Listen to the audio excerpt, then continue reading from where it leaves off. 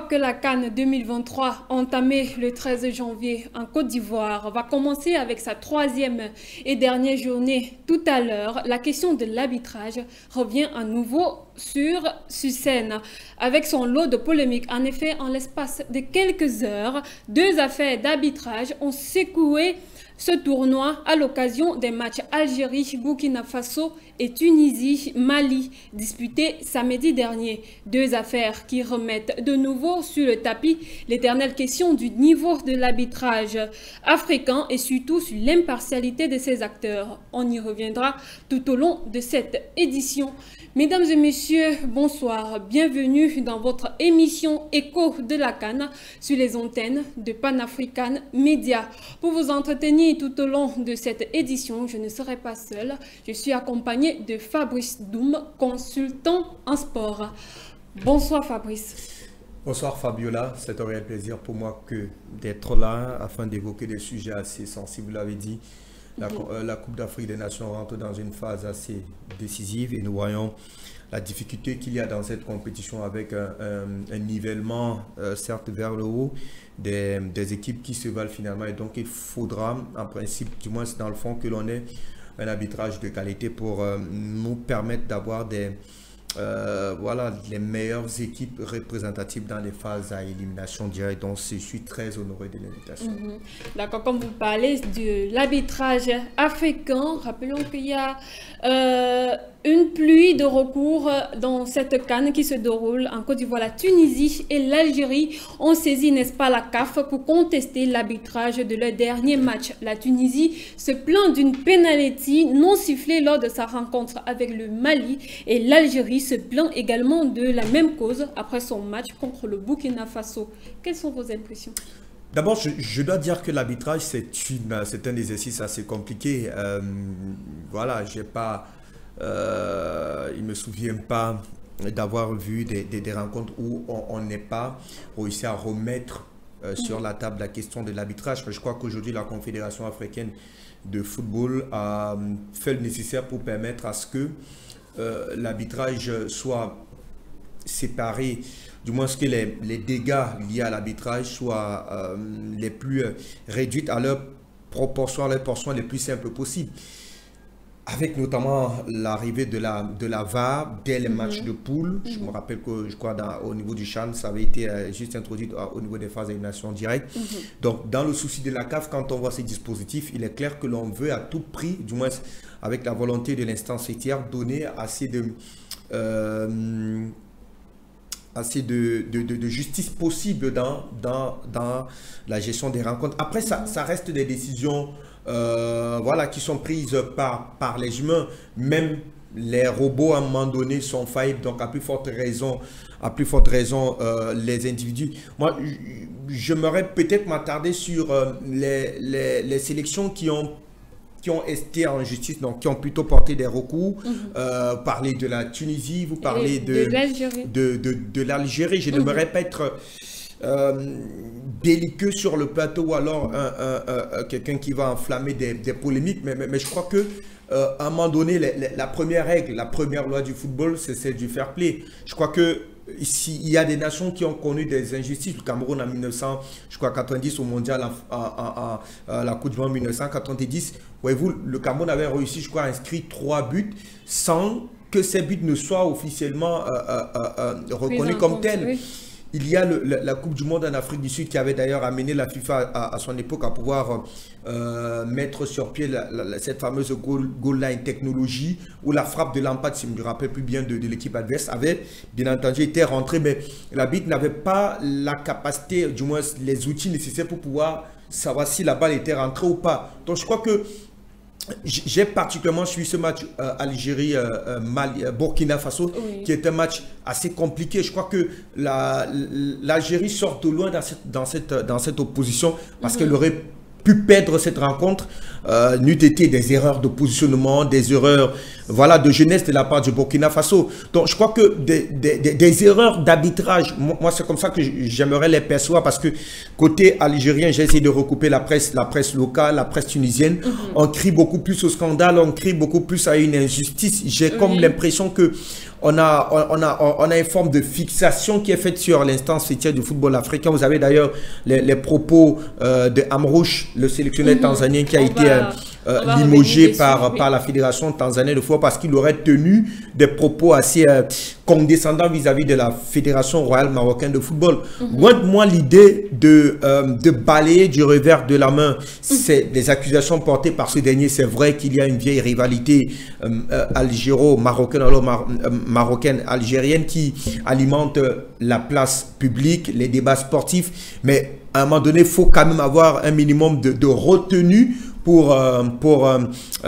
voilà, devant de tels sujets. Donc je crois que toute proportion gardée, l'Algérie devrait faire profil bas d'un certain nombre de choses et de se responsabiliser sur le terrain. Vous connaissez la polémique qui a entouré cette équipe pour rester sur le cas algérien au Cameroun. Elle a dit qu'elle n'a pas suffisamment gagné parce que les supporters au Cameroun étaient contre elle, que la pelouse de Japoma n'était pas une pelouse où on devrait jouer au football. Je me rappelle que les premières journées, tous les sites, les pages, les comptes des influenceurs entre guillemets algériens étaient inondés par des messages hostiles, des interpellations à l'État camerounais si ces derniers regardaient les pelouses en Côte d'Ivoire qui étaient finalement parfaites. Mais maintenant, je ne comprends pas comment les pelouses parfaites de Côte d'Ivoire ne sont plus aussi favorables aux Algériens. Donc je crois qu'il y a un problème de fond. Il faudrait que Belma dise que voilà, les joueurs algériens se regardent dans une glace, qui se remettent en cause et qu'ils jouent au football. Il y a encore une dernière journée, il faut aller chercher de la place et donc ces équipes-là devraient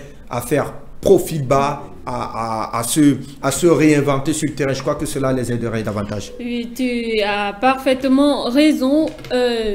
Ça doit être un problème de fond, Carlos. On rappelle que ce n'est pas la première fois, comme vous l'avez dit, que l'Algérie surtout demande à la CAF peut-être de sanctionner, peut-être de revoir le match qu'ils ont eu à perdre ou faire un match. On se rappelle aussi de la dernière CAN où bon, c'était lors des matchs aller-retour pour la Coupe du Monde où le Cameroun avait battu, on se rappelle bien, l'Algérie à Bilida et l'Algérie a crié au scandale. Ah, et vous évoquez le scénario des Bida, cela m'a un tout petit peu échappé. Oui, il y avait un certain Papa Gassama, arbitre de renom sur le continent africain, le Gambien qui a d'ailleurs pris sa retraite internationale parce qu'il n'arbitre plus les matchs de football. Vous avez vu tout le carnage, passez-moi l'expression, qu'il a eu autour de l'arbitrage de Papa Gassama, qui était quand même qui reste l'un des meilleurs sifflets sur le continent africain, de la manière avec laquelle il a été traité. Oui, on ne dit pas qu'on ne peut pas protester les décisions arbitrales, mais il y a quand même l'esprit avec lequel on conteste. Il y a la loi, il y a l'esprit de la loi, mais la manière avec laquelle on conteste jusqu'à vouloir à un moment donné, jusqu'à être assez extrémiste dans les propos qui ont été tenus contre Gassama. Je crois qu'on devrait, je l'ai dit tout à l'heure, si vous estimez que la CAF vous est tout autant hostile, je crois qu'il y a plusieurs, il y a plusieurs jeux, il y a plusieurs compétitions qui sont organisées soit par l'ensemble des États arabes. L'Algérie devrait se retirer si elle estime qu'elle est tout le temps victime d'un certain nombre d'injustices vis-à-vis de la Confédération africaine de football qui elle-même aussi est à la solde du Maroc. On parle du Maroc, oui, j'aimerais bien comprendre, mais le Maroc a combien de CAN? Voilà, si on estime que la Confédération africaine de football est à la solde du Maroc, le Maroc a combien de CAN? Le Maroc a combien de ballons d'or africains? Il n'y en a pas beaucoup. Et donc, je crois que non, le Maroc devrait à un moment donné faire profil bas. Et voilà, je l'ai dit, au risque de me répéter, revenir sur le terrain avec des meilleurs allants, des meilleurs se remettre en question et puis jouer calmement sur le terrain. Parce que, dans le fond, ces discours, ce qu'on oublie d'évoquer, c'est que lorsque ces discours sont alimentés et entretenus au plus haut sommet, cela donne des prétextes davantage aux joueurs qui sont sur le terrain à se dire, bah tiens, même si on ne joue pas bien, on aura quand même un prétexte pour pouvoir justifier notre contre-performance. Non, il faudrait qu'on dise aux gamins, vous avez la possibilité de réécrire l'histoire du football algérien dans cette Coupe d'Afrique des Nations de football. Et donc, c'est à vous d'aller donner le meilleur sur le terrain. Donc peut-être ces nombreuses réclamations de l'Algérie, on peut dire que peut-être l'Algérie a d'autres règles de football que peut-être tous les Africains n'ont pas. Peut-être c'est pour eux. Allons tout de suite continuer avec l'affiche du jour.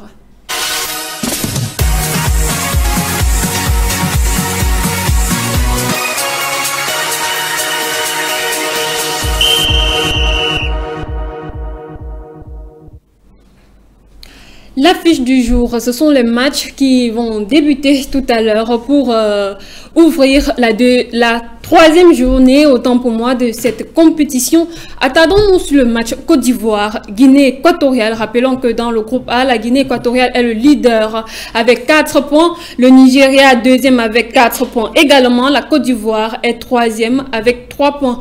Comment, Fabrice, comment est-ce que la Côte d'Ivoire doit aborder une telle rencontre avec la Guinée équatoriale? Rappelons que, étant donné que les éléphants n'ont pas droit à l'erreur, oui, comment est-ce qu'ils peuvent aborder? Très bonne question, Fabiola. Je rappelle quand même que cette CAN est assez particulière parce que les précédentes éditions, l'on se serait attendu à avoir des matchs couperets uniquement à partir de la troisième journée. Quand il n'y a pas de matchs couperets, sont des matchs assez sensibles. Mais vous avez vu d'entrée de jeu les leaders ou alors les favoris de cette annoncés comme des favoris dans cette compétition. À partir de la deuxième journée, sont d'office rentrés dans des matchs couperets, c'est-à-dire si vous les perdez, vous hypothéquez d'office vos chances de qualification. C'est le cas du Ghana, c'est le cas plus ou moins de l'Égypte, c'est le cas du Cameroun, c'est le cas de l'Algérie, on en parle, c'est le cas de la Tunisie. Mais écoutez, ça fait beaucoup. C'est énorme, je crois qu'il y a jusqu'ici 2 équipes seulement qui sont d'office qualifiées. Le Sénégal et le Cap-Vert. Voilà, le Sénégal et le Cap-Vert, voyez-vous, un seul favori avec plus ou moins un outsider, même si je le dis encore, le Cap-Vert, c'est une équipe qui est difficile à manœuvrer. Pour ceux qui connaissent très bien les installations locales dans ce pays, il est difficile de battre le Cap-Vert sur ses propres installations. Maintenant, lorsque son champ d'influence s'étend jusqu'au pays amis et frères, je parle de l'Afrique de l'Ouest, ça devient encore assez complexe. Donc, la troisième journée, c'est généralement des matchs de coupe, c'est-à-dire vous devez les jouer à fond la caisse, c'est du box-to-box pour essayer d'aller grappiller le moindre voilà, la moindre victoire, le moindre point. Généralement, les équipes dites favorites viennent à cette troisième journée ayant fait le plein de points et donc ne vont pas à fond la caisse dans cette troisième journée. Parce qu'il y a un autre problème avec ces matchs de la troisième journée. Lorsque vous les abordez dans la situation où les favoris doivent l'aborder, c'est-à-dire il faut gagner les matchs à tout prix, à tous les prix. De deux choses l'une, vous gagnez le match, mais après, vous êtes peut-être qualifié, mais à quel prix? Peut-être au prix des cartons qui vont vous exclure un certain nombre de joueurs, au prix des blessures qui vont au fil du temps vous apporter une certaine désorganisation dans votre 11 classique du départ que vous avez aligné lors des précédentes journées. Donc ce sont des matchs assez difficiles pour la Côte d'Ivoire, notamment puisque c'est la question centrale sur laquelle on m'avait questionné, qui évolue d'abord à domicile. Et il y a comme une forme de pression latente sur cette sélection. Tout à l'heure, avant le démarrage de votre émission, j'ai suivi un post de Madame Dominique Ouattara, la première dame de Côte d'Ivoire, qui a fait un post qui a été longuement relayé sur la toile pour dire que tout le pays retient son souffle pour ce match assez crucial. Guinée équatoriale, Côte d'Ivoire, je crois que c'est une cinquième, une sixième de match, et plus les chiffres avec moi, mais la dernière confrontation remonte au Cameroun. Rassurez, rappelez-vous, le groupe E, celui de Japoma, c'était Algérie, Côte d'Ivoire, Sierra Leone, Guinée équatoriale. Et vous savez très vite qu'ils sont qualifiés. Pour le second tour, c'était la Côte d'Ivoire et la Guinée équatoriale. La Sierra Leone a été éliminée. L'Algérie a été éliminée avec un maigre point. Lors de ce match, la Côte d'Ivoire a été vainqueur en but à 0. Est-ce qu'il n'y aurait pas un sentiment de revanche de la part de la formation de la Guinée équatoriale qui, elle aussi, le sait, n'est pas qualifiée? Et donc, c'est là tout le charme de cette rencontre. C'est-à-dire que vous avez 2 leaders de la poule A qui ne sont pas totalement qualifiés. Et donc, tous les matchs vont se jouer à fond la caisse. C'est là le charme de cette troisième journée. Personne, si ce n'est le Sénégal et le Cap-Vert, vous l'avez dit, qui vont aborder leur rencontre peut-être avec, en voulant rôder les effectifs, en cherchant peut-être au point du match. Mais le reste des équipes, des 22 équipes, doit aborder cette troisième journée, pas avec le front sur la main, mais avec toute l'énergie possible, parce qu'il y a de la place pour toutes les 22 autres formations. D'accord, merci Fabrice. Les éléphants ont donc du pain sur la planche pour tout à l'heure. Notons qu'hormis la Côte d'Ivoire, il y a d'autres rencontres prévues pour ce jour. Il y a la rencontre Guinée-Bissau-Nigeria, les Bissau-Guinéens qui n'ont pas encore remporté de match depuis le début du tournoi. Mais à suivre, évidemment, il y a la formation ghanéenne, elle aussi qui a un point et il faut absolument une victoire du Ghana pour passer. Est-ce possible pour le Ghana, Fabrice? Oui, c'est possible pour le Ghana, même si moi j'ai un véritable pincement sur ce match face à l'Égypte de la deuxième journée où le Ghana fait 2 buts partout. Il y avait de la place pour une victoire ghanéenne. L'Égypte qui a été amputée de son meilleur joueur, Mo Salah, qui est sorti sur blessure. Après, on a vu un très très bon Ghana, malheureusement, qui n'a pas su capitaliser sur les acquis. C'est 2 buts donnés aux Égyptiens, 2 buts marqués de la même manière, c'est-à-dire que vous avez des milieux offensifs qui ont le dos tourné vers le champ de jeu.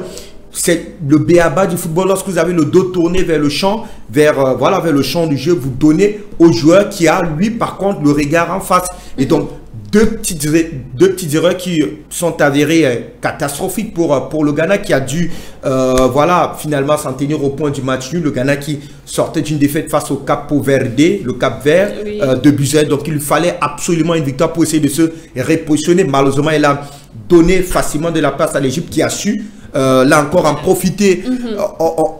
Et là, moi, je vais tirer un coup de chapeau à la formation égyptienne parce que vous ne pouvez pas perdre un mec comme Mohamed Salah qui est quand même assez important dans le dispositif offensif de cette équipe.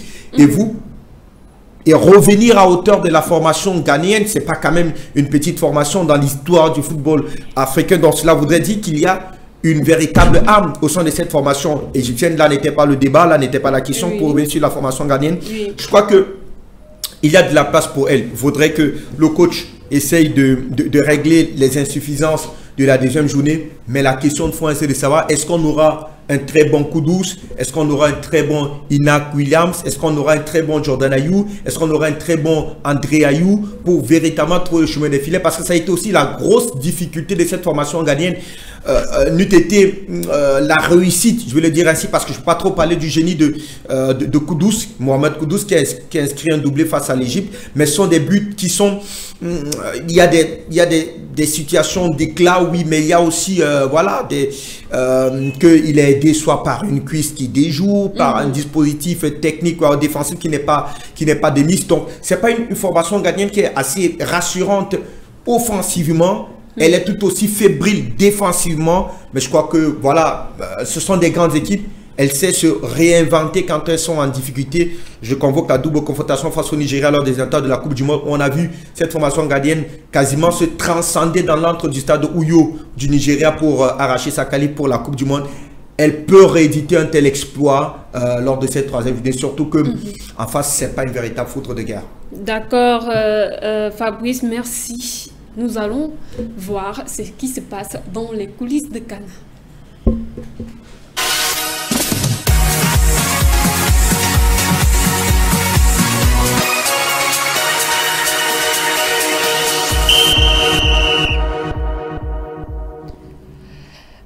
Fabrice, vous avez mentionné en début, mais on revient dessus. Rappelons qu'en plein CAN, la Tanzanie a décidé de limoger son entraîneur Abdel Amrouche, a été écarté par la sélection après ses propos suite à la défaite de son équipe face au Maroc. Notons que le sélectionneur tanzanien avait dit aux médias, je cite, ce sont ses propos, c'est le Maroc qui gère le football africain, ils choisissent avec leurs arbitres et nous demeurons des simples spectateurs. Des propos qui lui ont coûté son poste, premièrement, et une amende de 10 000 dollars américains, car considéré par la FIFA et par la CAF surtout comme une allégation faite à propos de la Fédération royale marocaine.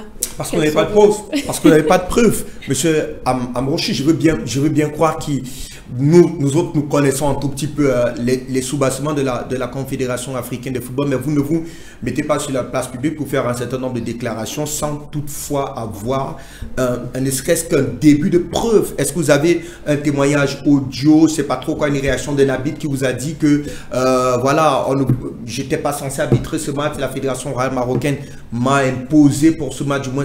Donc c'est extrêmement compliqué, surtout quand vous attaquez à une fédération comme celle-là qui a un fort ancrage, que ce soit au sein même de la FIFA, que ce soit au sein de la Confédération africaine de football. Je rappelle que le poste de secrétaire général de la CAF a été plus ou moins cadenassé par la Fédération royale marocaine de football pour plusieurs années. Quand vous regardez les plus grands rendez-vous de football actuellement, c'est le Maroc. Les éditions de Ballon d'Or, la précédente et la dernière, ça a été au Maroc. Le tirage au sort, qu'est-ce que je dis, la Coupe d'Afrique des Nations féminines, ça a été au Maroc. La Ligue des Champions féminines, c'est au Maroc. La CAN 2025 qui doit être organisée, je crois, par la Guinée-Conakry, sera au Maroc. Donc la CAF ne peut pas léser, je dis quoi, l'un de ses fidèles à tout, qu'est le Maroc, encore moins la FIFA, parce que vous savez, je dis que toute la politique de Gianni Infantino repose sur la CAF.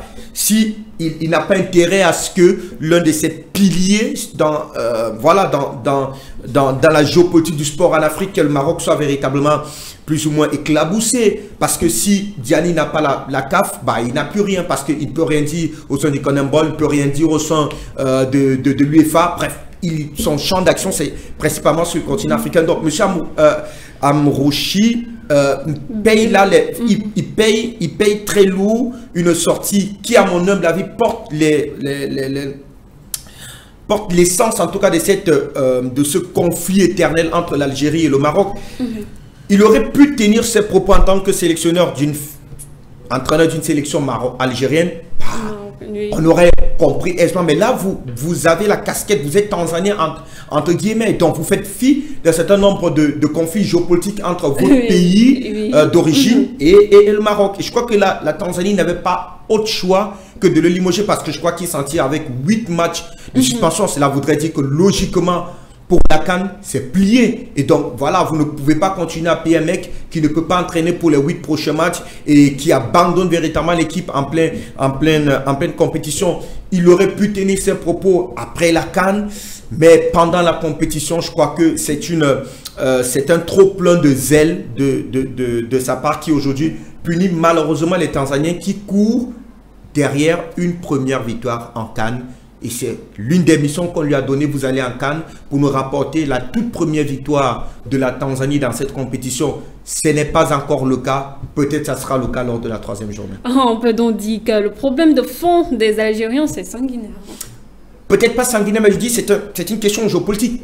Parce que l'Algérie est en désaccord avec le Maroc sur des questions, par exemple, du Front Polisario, où l'Algérie reconnaît, par exemple, l'indépendance du Front Polisario, ce qui n'est pas le cas du Maroc. Le cas de la Palestine, le conflit israélo-palestinien, vous le connaissez, l'Algérie est pro-palestinienne, alors que le Maroc, lui, soutient véritablement la politique militaire du Maroc. Et donc, il y a plusieurs autres questions pareilles sur lesquelles les deux États ne s'entendent véritablement pas. Et donc, lorsque vous êtes sur un terrain sportif, le sport, le football a ceci de particulier qui devrait en principe permettre aux États de tenter de se réconcilier. Et donc, si vous ne pouvez pas réconcilier les gens par le sport, j'ai dit, il faut fermer votre gueule et faire votre job, tout simplement.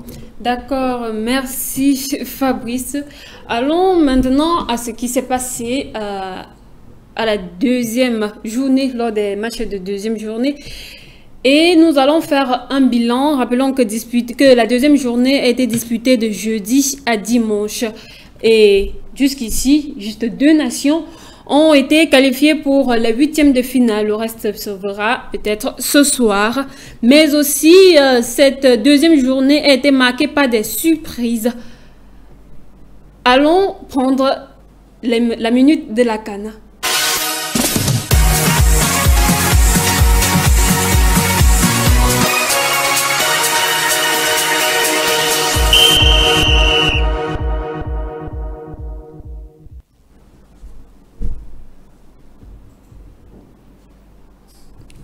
Pour va bien pour le Sénégal et le Cap-Vert. Le tenant du titre continue de faire bonne impression cette année encore. Après avoir écrasé la Gambie 3-0, le Sénégal a dominé le Cameroun et occupe donc la tête du groupe C. Avec 6 points au compteur, les Lions de la Teranga sont d'ores et déjà qualifiés pour la phase finale de la Coupe d'Afrique des Nations avant le dernier match face à la Guinée. C'est également le cas du Cap-Vert, l'autre sélection qui a réussi ce sans faute pour le moment. Après le Ghana 2-1, c'est le Mozambique 3-0 qui est tombé face aux requins bleus qui sont eux sûrs de terminer à la première place du groupe B. Avec 4 points, l'Angola, le Burkina Faso, le Mali et le Maroc vont désormais devoir finir le travail. D'autres pays n'ont pas eu la même chance comme le Cap-Vert et le Sénégal. Il s'agit de l'Algérie, le Cameroun et la Tunisie qui sont en danger. Les 3 grosses nations africaines sont sur la sellette avant la 3e et dernière journée de la phase de groupe car leurs quotas de points sont faibles.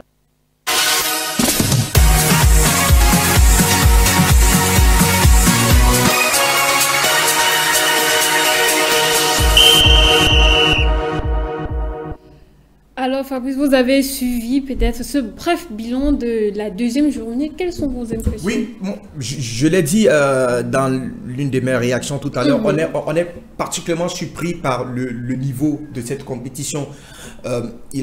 On se serait attendu qu'après les premières journées, que les équipes qui ont plus ou moins eu des ratés puissent refaire entre guillemets leur retard. Mais ça n'a pas été le cas. Le Cameroun n'a pas pu refaire son retard. L'Algérie n'a pas pu faire son retard. L'Égypte n'a pas pu faire son retard. Le Ghana n'a pas pu faire son retard. La faute a une dynamique qui est assez visible désormais depuis voilà, plus ou moins la CAN au Cameroun parce que le format il a été élargi en 2019 en Égypte, même là encore en Égypte, il y a eu des surprises. Le Bénin qui a pu passer, le Madagascar, je me souviens, oui, qui a pu franchir le cap, le Burundi qui a assisté à sa première CAN. Donc depuis cette compétition, il y a une forme de réorganisation de la carte, sportive sur le continent africain. C'est vrai qu'à l'arrivée, on a toujours un cadre qui gagne, mais des surprises, on en trouve et on en voit. Moi, je ne serais pas surpris au terme de cette 34e édition, que ce soit un Onim qui remporte cette compétition comme ça a été le cas je crois en 2012 avec la Zambie lors de la co-organisation Gabon-Guinée équatoriale. On a vu cette équipe gambienne qui est venue supplanter complètement tout le monde, y compris la Côte d'Ivoire, pour remporter cette compétition. Parce que là, tous les cadres sont en difficulté. Même le Sénégal. Et après, moi, je cherche un véritable...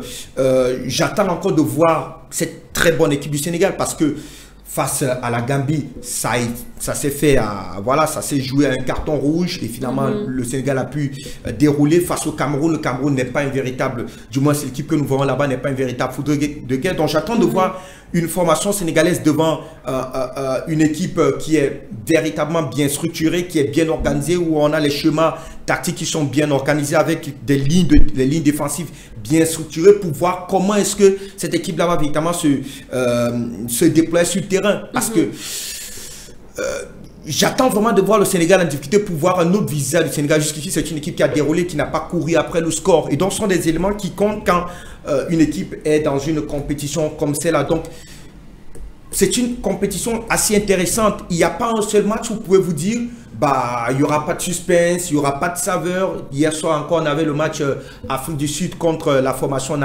namibienne.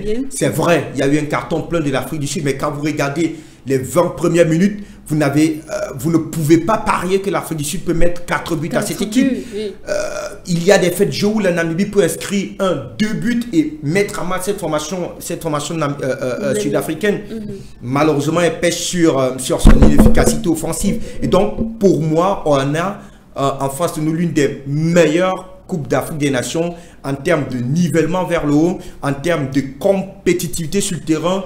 J'oublie de vous parler du match RDC-Maroc. Maroc, messieurs, mais un match stratosphérique, plein de jeu, plein de dynamique. C'est incroyable ce qu'on est en train d'observer. Le Maroc qui ne réussit pas à se défaire de la RDC, pire, qui souffre au lieu, voilà, je dirais de faire souffrir la RDC, mais qui subit la RDC. C'est incroyable. Je dis c'est extraordinaire quand on se rappelle que la RDC n'était pas la CAN au Cameroun. Elle avait été, je crois, barrée par le Gabon et que cette fois-ci, c'est l'effet inverse. Le Gabon a plutôt été recalé, la RDC qui est en Côte d'Ivoire. Donc, je dis c'est une CAN assez intéressante. Tous les matchs, cher Fabiola, voilà, ont un truc de particulier qu'elle vous permet de voir quelque chose d'assez différent et donc forcément on est scotché à suivre tous ces 52 matchs de la Coupe d'Afrique des Nations Total Énergie Côte d'Ivoire 2023. D'accord, les surprises sont encore pour tout à l'heure. Merci de nous avoir suivis de bout en bout, mesdames et messieurs. C'est ici que s'achève Écho de Cannes. Merci Fabrice. Fabiola, merci à vous de m'avoir invité. Merci encore et retrouvons-nous la prochaine.